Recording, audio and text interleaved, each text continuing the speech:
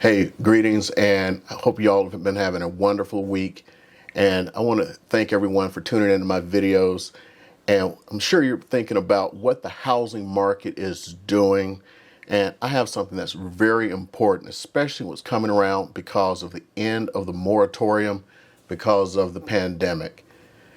And before you do anything else, go ahead and hit that subscribe button, hit a like, leave a quick comment, and let the YouTube algorithm help us out a little bit here. So, my name is Eric. I'm out in Las Vegas helping folks with their housing needs and everything. And I wanted to cover something really quick. And with the end of the pandemic moratorium coming up in just a few days, something that's really started to come up that you really need to be aware of. Well, just as there's a housing crisis, there's a rental crisis. And rents? Because the rent is too damn high. So I'm starting to see rents creep up. And the worst part of it all is rents have become just as competitive as trying to buy a house. The only people I'm helping right now personally to find rentals are people who are selling their houses. And what I'm seeing right now is almost frightening. Finding a good home to rent is very difficult. You see a good home and you call up and they have 2, 3, 4 applications, and they're all great applications. The requirements to rent a house are more stringent than to buy a house. It has been that way for a bit, but before you didn't have so many applications on every rental home. The owners now have a plethora of people to look through to say, hey, I can just pick and choose now the best applicants. So now you'll have people who have great credit scores, who have a great rental history, who have great jobs. They're being turned down left and right. And it's to a point where it's like I said in a past video, well, a lot of realtors don't like to deal with rentals. And now it's getting even worse. And in the future, I don't know if it's going to be worse or better, because here's something I'm saying. Now, I've talked in the past about the cash offers and how almost a third of the market are cash offers now. And it's been changing. Remember, in the past, it's been the California buyer. You know, that elusive California buyer everyone wants. Well, the California buyers are starting to dry up because all the ones who've wanted to leave California, who've tripped over Nevada and going to other places, who are ruining Texas and everything else, well, they're trickling down now. They've sold their houses. Well, this cash is still trickling in. It's more of it, more of it. Where is it coming from? Well, I think I've mentioned this before. My last listing, I sold to a cash buyer. It wasn't a Californian, someone else. Well, home I'm selling right now is to a cash buyer, and it's, again, a great offer. I'm going to probably have to do another video on getting an offer from a cash buyer. As a matter of fact, I'm about to put in an offer for a cash buyer on another house, hopefully this week or next week. Wow! They are great offers. They are full price. Why are they putting in so many full price offers? Well, I had a discussion this morning. That's what's sparking this video. And the person who is a mega agent in another state, I don't know if I want to mention who it is, their coach, I'm not going to mention who their coach is. But anyway, I don't want to call it coaching. I do a Wednesday thing where I teach some stuff for this coaching company. And before we started the coaching session this morning where I was going to teach, I was talking to the owner of the company, and he was talking about, this guy, he went to a conference, and these major buyers were there, and they were talking about what their long-term plans were. Their long-term plans are to buy all these houses. They have no issues paying full price. They have no issues paying full price plus. Their long-term plans are to turn people into renters. And he was like, why are they trying to turn people into renters? And I went like, Oh, that's a smart idea. I see what they're doing. Now, this is just me talking, but I kind of see what they're doing long term. If you've been listening to my videos or watching them, listening to them while you're not looking, the builders can't build houses right now. There's a shortage of wood. There's a shortage of labor. We're 5.5 million houses behind where we should be for new houses because builders did not build enough houses over the last 20 years. We have an influx of population. There's all kinds of things going on systemically in the market. I was on a thing, when I do my market update video, you're going to see they're now saying that we're going to be in this, not crisis, but a boom time in housing between now and 2025. So those who did not purchase houses or are not purchasing houses right now, waiting for the bubble, waiting for it to go down. Yeah, this is between now and 2025, and it's 2021. Let me count on my fingers. 2022, 2023, 2024. Oh, that's at least 4 more years.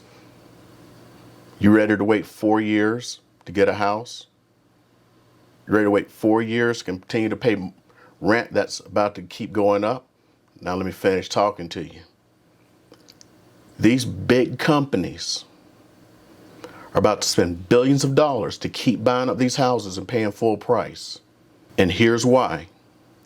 They want to create communities of renters. They don't want people buying houses anymore. They want people renting. And he was like, why do they want people renting? I was like, isn't it simple? If you control the means of production, you can control prices. Remember, only parts of California and New York City have rent controls.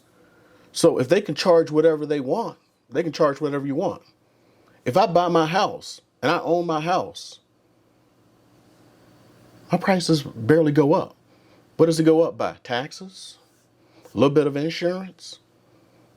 Without trying to brag, I can't afford the house I live in.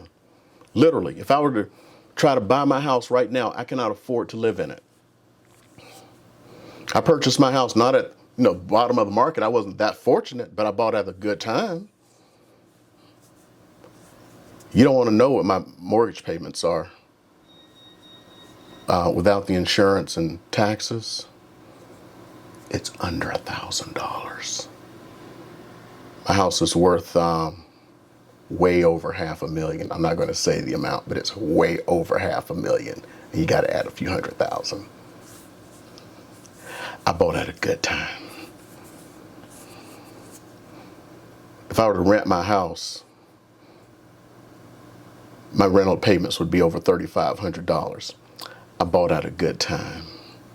I can't rent an apartment in the worst part of this city with crime happening every day for what I'm paying in my mortgage because I bought at a good time. Imagine if I didn't do that. Where's that putting me compared to somebody else? What does that do to me for me? So what happens is rents keep going up and up. Remember, I've said people have been contacting me purely because their rents are going up. One lady contacted me, said she's got to buy a house because her landlord's already told her that her rent is going to go up $360. Had a lady who'd been trying to buy a house. She'd been putting off like, I don't want to live here. I don't want to live there. And then she's like, I got to get a house now. My rent's going up $200. That's what they're doing.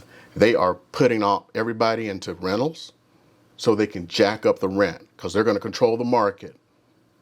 It's the old, I don't know if you older, and if you old enough, remember back when the Japanese would corner the market back in the 80s so they could later raise the price because they'd put everybody out of business. They know the builders can't build fast enough. Watch this stuff. This is what's happening to everybody. So this is long-term stuff if you're not buying a house now, if you're not securing your future. So make sure you secure your future. And as I've said before, I believe it's the Wu-Tang Clan who said, protect your neck. So go ahead and protect yourself. Get out there, look at the numbers yourself. Don't believe me. I could be a raving maniac. Trust me. I could be a raving maniac. Just raving here on camera. But start looking at the numbers for yourself. Don't just believe every person on the camera. Don't believe every newspaper you see. Start finding out what's going on. And don't believe every raving lunatic on the corner, because raving lunatics on the corner have been telling you that housing is going to crash for the last 4 years. Person who bought a house 4 years ago has doubled their money. I don't think I told you this story. I remember a lady coming into town, and I think I can tell it this way because it's innocuous enough. She, at the time, this was probably about 3 years ago, she had a approved loan for $280,000. She wanted to stay below $240,000. This was the middle of the summer, so the buying season. She was out showing her houses, and she's just sitting there trying to get a house. And at one point, she is like standing outside. She starts like bawling up, and she goes, "Why won't someone just give me a bargain and let me have a great house at a great price?" Man, I'm just sitting there like, you want someone to give you a house? If you had a house and everyone wants one, remember the market was still hot 3 years ago, would you give it to someone? By the way, a $240,000 house 3 years ago are the houses that are selling for $450,000 right now. I guarantee you, if she bought that house instead of bawling, she wouldn't be running around right now saying, "I'm looking for some family to give it away to at a great price." She'd be going, "Somebody better have my money." So that's what people are saying right now. Somebody better have their money, because that $450,000 house right now, in 2025, when this is possibly going to end, we don't know what's going to happen. May end before then. I don't know. People the experts who came up with that and said that, they could be wrong. But let's say it doubles again. That could be a $500,000 house, $600,000 house. Who knows? All I do know is I got more videos for you to watch, and I need you to hit that subscribe button, okay? See you guys.